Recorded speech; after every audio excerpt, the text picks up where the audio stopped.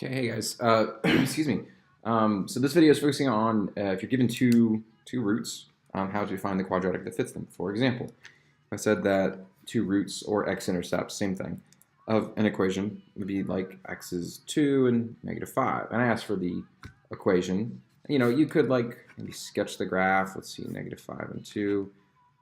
And then try to figure out using the vertex or something like that, or we should know that if these two are the roots, then that means the intercept form of the equation would look like this: x minus 2 and x plus 5. Right? So the quadratic would be x squared plus 3x minus 10. And I know that that has roots of 2 and -5. Okay. So now we're going to apply this same thing to non-real roots. These are real. You can see them right there on the graph. But if you have a graph where it doesn't cross the x-axis and you have non-real roots, that's what we're going to use this for. So here's the problem. So I'm going to say that the roots are 2 minus 5i, and then the other one has to be, which is the way these things work, 2 plus 5i. Okay, let's call it a complex conjugate. That negative flips to plus. So these are the two roots, and we'll set it up the same way we did up here. So, well, that means I know that if I wrote my quadratic in intercept form, it would be x minus 2 minus 5i, and again x minus 2 plus 5i. Okay. Now there's two real ways of doing this.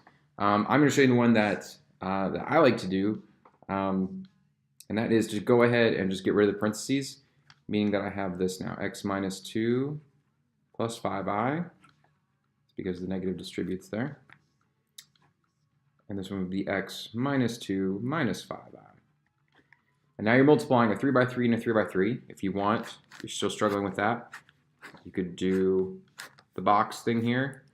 Put the x negative 2, 5i up here, and on this side put the x negative 2 and negative 5i here, and then just multiply all those out. But what I'm going to do is just leave it this way. So take the x, multiply by everything over here, and you'll get x squared, negative 2x, negative 5ix. Okay, I'm not scratch it out. This is the way I like to do it. Scratch it out. So I'm going to go to the next one here. Negative 2 times x, negative 2 times negative 2. Negative 2 times negative 5i, that would be plus 10i. Scratch that out. Okay, 5i times each of these things. Okay, so plus 5ix minus 10i, and then minus 25i squared. Okay, so we got them all. Now let's just combine like terms. That's all we got to do now.